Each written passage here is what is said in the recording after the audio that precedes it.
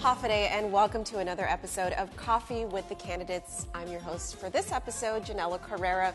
Joining us on this episode is incumbent Senators Tommy Morrison on the Republican ticket and Speaker Judy Wonpat on the Democrat ticket. So don't go anywhere. We are here at the beautiful Leo Palace Resort on the rolling hills of Menangan. We'll be right back after this.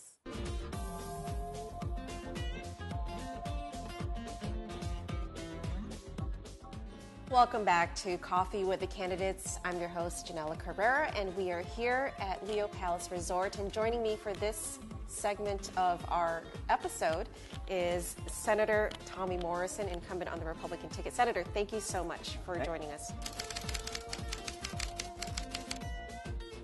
on this episode. So I'm sure you've seen previous episodes. You know how this works. I'm going to ask you a series of questions and hope to get your very candid and honest answer on them.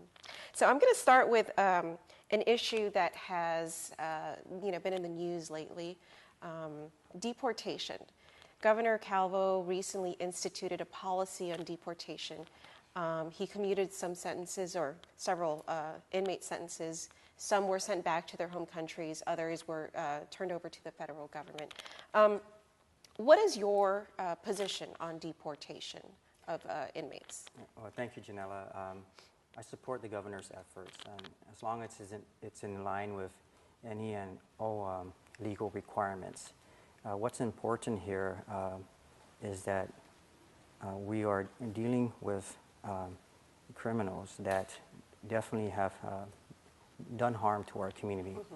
So I definitely support this effort and ensure that our governor is also working closely with the proper authorities and ensure that we also don't send the wrong message to our community that these folks are not serving their time as well and that justice is being served. Do you agree with the aspect of commuting the sentences prior to their release to their home country? Is that something that you agree with on the governor's policy? Certainly, there has been many efforts in the past or a lot of discussions on how to address this issue. I think the governor has found a way to address this matter, but again, as long as it's in line with any and all legal requirements and working with the proper authorities, definitely I think it's the right approach. Do you think that the federal government is now kind of responding the way that they should have? Because in the beginning they kind of weren't, and so it's kind of taken a turn, and now that the ones that are being commuted are now being sent over to the federal government as opposed to their home country. Well, it's glad to see this working relationship. We all know it's a very important matter to our community. We definitely don't want these folks in our community. I mean, regardless of race, I mean, these folks are causing harm to our community. We definitely don't want them back out in the streets and ensure that, again, we don't send the wrong message as well, that justice is still being served even though we're commuting their sentence. Okay, thank you. The next question I'm going to ask you about, this has been a topic over this term actually, is the senatorial pay raises. I know that there are a lot of people who were against it, but what is your position in terms of the pay raises, and perhaps not just for the senators, but even in Adelaide, because I know they also got some as well? Well, contrary to what many folks believe in the community, the legislature is really not divided on this issue. If you look at the FY 2016 and 2017 budget, clearly practically all members of the body has voted for either the 2016 or 2017 measure. The numbers contained in these budget acts are attached to staffing patterns that reflect the Competitive Wage Act. So by virtue of supporting these two budget acts, basically are stating that you're willing to continue funding the Competitive Wage Act. And that's not a bad thing. Now, looking at Bill 204 and seeing that effort to roll back raises does give the appearance of a rollback. However, it's designed to fail. Obviously, it keeps failing, and the reasons for that is that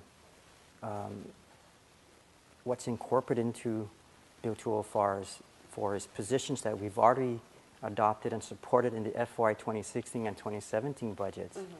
And it makes it challenging for folks like me to contradict my position on the budget as we are already supported this.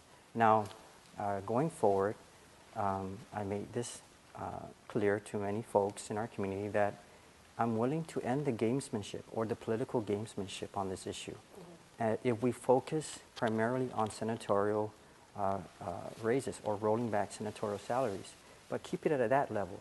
I mean, we can't keep contradicting our positions, understanding that we already addressed this in the budget, and come out a month later and contradict our positions. So I made it very clear, we focus just on that. I'm sure we'll get majority of the members' support. I see. So it was attached to the budget, the raises? Yes, I understand a lot of folks don't follow the budget process. It's a very extensive process. But, you know, the numbers, again, as stated there, are attached to staffing patterns that reflect the Competitive Wage Act. There has been no adjustments to these staffing patterns. And what's important there is that we all understand this. It's one of the most important tasks of any legislature. And we adopted a budget, and it's supposed to carry through with all the obligations throughout the year. And we have to ensure that we are committed to this budget and not come out and contradict ourselves a month later. So you're not necessarily against the rollback of raises. It's just the process by which it should be done is what you want to ensure is done correctly. Right. I stand in front of my vote. I voted for the budget. I think most of us, if you look at our records, voted for the budget, FY 2016 or FY 2017. And it's important to stand behind your position. Bill 204, although may be well-intended, is designed to fail, and that's why it keeps failing, because the positions that are included in there are contradicting our positions with what was contained in the FY 2016 and 2017 budget. So again, going forward, I made it very clear, let's end the political gamesmanship, focus on senatorial salaries, if that's the case, and I believe we'll get majority of the support in the legislature. Okay, all right. The next topic is education. That's a very hot topic these days, with the termination of Superintendent Fernandez's contract. I know that you spearheaded an effort to have an oversight hearing. You called on the oversight chair to do that. So, and you sit on the committee for public education. So I can see that it's something that definitely concerns you. But if you are reelected, what would you do to prioritize education? What would you do to ensure that education is met for the needs of our school children? Well, definitely we have to improve test scores. We got to work with our educators, our students, definitely with our families and the community, and look at what models or curriculums that are out there that's working, understanding the transition from direct instruction to Common Core. So we definitely have to look at how we can best prepare our students for the real world. Another thing that I've been working on is to secure more resources in our school system with the creation of a funding source that addresses the sports facilities in our community that are geared to youth programs. Right, I know that you've been kind of ahead of that in the sports arena with your sports background. Yes, and it's important, it really keeps our kids engaged in fun, safe, and healthy activities. And I think the more we secure funding sources like that, we can keep our kids off the streets, engaged in positive activities. So I want to continue focusing on that effort. A good portion of the limited gaming fund is going to the Department of Education. I talked to my good friend, Senator Duenas, who worked closely with me on this. And we are now seeing that fund mature, and we're seeing a lot of the fruits of our labor take effect in the education system. Another thing is to continue the efforts of renewable energy within our school system. There's been great efforts. I supported the speaker's efforts in addressing renewable energy throughout our school system, but we got to do more. And by doing more and realizing that savings, we can put more of that savings into the classrooms. I see. All right. The next topic is, we talked about senatorial increases, but the minimum wage has also been sort of a hot topic in this term, especially with Vice Speaker Cruz, introducing his measure and his attempts to, raise the minimum wage. What is your position on the raising of the minimum wage? Well, I supported the first effort to increase the minimum wage, and I think it was agreed upon by all members of the body. If we were to proceed further, that we'll definitely like to have an economic study in place before proceeding. And I hope we can live up to that commitment. I hope we can get that study so that we can guide our policy going forward. It's very important. We just definitely don't want to see our businesses struggle as well. And then it's the domino effect of them laying off employees or reducing their hours.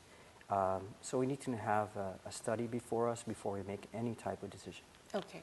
I know that the minimum wage increased once, and then there's another effort to raise it up to $10.10 an hour. Is that something you would support, that amount? Well, you know, we definitely have to pull in all stakeholders, our businesses, look at this study, and see how it could be best applied without impacting especially our small businesses. When we're at the public hearings, we have to definitely listen to those that are employing our people and ensure that there's no counter effect to this where we see reduction in hours. And I've heard that out there, and it doesn't make sense to go down this road. I think there's room. I think a lot of our businesses are willing to work with the legislature. Right. We've been in really good discussion to see how this could work. Okay. But definitely, we just don't want to see it counterproductive. Right. Okay. All right. Well, thank you so much, Senator, for your time today, and I wish you the best of luck on your campaign. Thank you for joining us. Thank you, Janella. All right. Well, that was Senator Tommy Morrison on this episode of Coffee with the Candidates. We'll be back right after this. Coming up next is Speaker Judy Wonpat.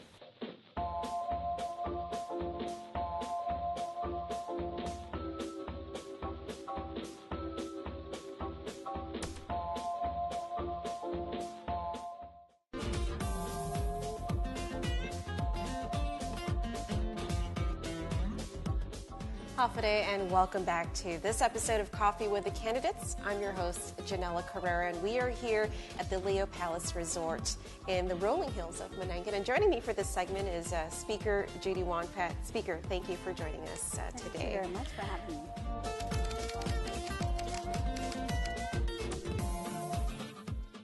So you know how this episode or this show goes. We ask you a series of questions, and we hope to get your most honest and candid answers. I'm going to start off with deportation. As you know, the governor recently instituted a policy on deportation. It began with the commutation of, well, actually they're all commuted, but the first half were sent back to their home countries, the second half to the federal government. What is your position on deportation of criminals? Well, I think the very first thing we need to consider, first of all, is that the deportation of some of these citizens to FSM really is an agreement between the United States and FSM. And once you establish that, then you need to look at exactly what their agreements are. And there's, of course, subsidiary agreements that speaks to the process of deportation. It talks about mutual agreements between one government to the other. So it's not something that we can just take it upon ourselves to do this. The other thing is that deportation is at a federal level, and it's not. That authority is not given to states, and it's surely not given to governors as well. So having said that, then I wasn't so much in favor in terms of the process of how he was deporting individuals. Okay. The governor commuted the sentences of these inmates prior to sending them either to their home countries or to the federal government. Do you agree with the commutations of their sentences? Well, every case is different, and I'm sure that whoever he decided to deport, he must have gotten some guidance from either the parole board or DOC and others, and he has that right, and I'm not going to take that away from him. But like I said, every case is different. Personally, when you think of anyone who commits a crime, that you would like for them to fulfill, of course, the punishment due them for, harming society or harming the victims. But I think what's important is that it not just be at the level of the government, but I hope that victims themselves, were taken into consideration. And naturally, the last will be the the prisoner, and what it is and that is going to happen thereafter. I'm hoping that there would be a remorse, regret, in terms of having committed a crime, and saying basically that they're not going to do it, and they'll really turn their lives around. That's what I hope for. On the issue of you brought up the federal government and the agreement between the Compact of Free Association and the federal government, or the home countries and the federal government. But the governor, the first 5 inmates that he had deported were sent back to their home country, and then after that they were turned over to the feds. Do you think that the process by which it's happening now is more acceptable? Is that something you would agree with more? Absolutely. Okay. Maybe, like everything else that we probably do the first time, we're learning. It's a trial and error. And especially after the Council General send some guidelines. Those are guidelines basically that are in, the compact. And there are guidelines that everyone should really look for, because every individual is entitled to due process. And so those guidelines were set up not just to guide our government, but are also guidelines to make sure that the receiving end would have all the information that they need. And once that had, started to take place, we noticed that the federal government stepped in and started to work, of course, with the governor. And the best part of it is that you even have now the president of the Republic of Palau, who asked specifically for an individual to be returned so that then he can be with family and but still carrying on his sentence. Right. Okay. Thank you very much for that answer. The next topic I'm going to ask you about is the senatorial pay raises. I understand it's especially in this term, a very hot topic. A lot of some angry citizens who are very passionate about this issue. What is your position on senatorial pay raises, and what has been your record on it? Well, I know initially when I had voted for it, there was testimonies, and this was early on in the year. I think it was March, when there was a series of roundtables happening. And the administration came in, of course, justifying the need for us to move forward with the competitive wage increase, and then he had included others, not necessarily the legislature at all. And at that time, we felt that Speaker Ben was the chair, and he was looking at the finances and could we do it? And the biggest chunk, of course, was the competitive wage. So that went through.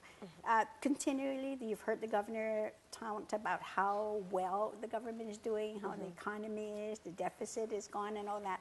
And so then when that bill came, the same process again, because when we pass bills, it's always based on input coming from Department of Administration, BBMR, the governor's office, all his financial people. Well, since, of course, 2016, we're seeing something different now. We're seeing that there is a deficit now. We're seeing that the allotments are not being released. We're seeing that there's really no cash, and that we're sort of paying Peter to pay Paul. So yes, my position has definitely changed as a result of that. And I've actually encouraged Senator Nicholas to please then introduce the bill, and I would be your second co-sponsor. That's how strongly I felt about it. And he did. And he did. And so we've been, trying to do it. And yes, I really like to see this addressed once and for all, put it to rest, and let's get to the bigger issue. But I think the people also need to know this, is that when you're talking about numbers, you're talking about a dollar amount. If it's only the senators, then you're looking at $400,000 savings. If you put in all the elected officials and the appointed officials, then you're addressing $2.1 million. Now see the difference. How we're going to, make a first big dent, 400,000 versus 2.1. And, either way, I'm still, in support of repealing it, and let's then really address now the bigger issues that we're being confronted with. Okay, all right. Well, thank you for that. The next topic is education, and I know that you've been a champion of education since you stepped into office. With your education background, you held the oversight committee for some terms. If you are reelected, what would your priorities be with the island's education? Well, my priority always has been, since I started with education, was to build schools or renovate schools. And I'm happy to say that at least now we're able to do the JFK, the expansion of Okadu High School, and now the other school will be Simon Sanchez High School. As soon as that protest, is settled, then I would really like to follow through with that. I mean, this year and continue on into the new year. Primarily because I had worked with the Attorney General's office to provide guidelines to make sure that when we go out on an RFP, that we really are looking out for the best interests of the government, protecting the government. So that definitely would be one of the top priorities. The other issue is, I would say, is Title IX, primarily because, as oversight of higher education, I sat through with the board and the president of both institutions for them to come up with their rules and regs for Title IX, and that's all that's in place now. The other would have to be GDOE. They are still working on it. They still have to hire a Title IX coordinator, so that definitely has been now a priority for them, and definitely it's something that I would like to see and to work with the chairperson on. And then I think the third would be, and it always is, no matter what, will be funding, and working very closely with the department to really set their priorities, to work with the OFB chair, work with DOA, and even the governor's office, because this is what I really think the governor should do. If he's saying now, or he's not saying it, but we're all seeing this, that there's a shortage of cash, then come to us. Let's get together, because this is a problem all of us are going to have to solve, not him and not us separately. Together. All right. Well, thank you so much, Speaker Judy Wonpet, and I wish you all the best of luck on your campaign. Thank you for joining us on this show. Thank you so much. All right. Well, we're here at the Kanta Meeting Room at the Leo Palace Resort in the rolling hills of Manangan. Thank you so much for joining us on this episode of Coffee with the Candidates. I'm your host, Janella Carrera. We'll see you next time.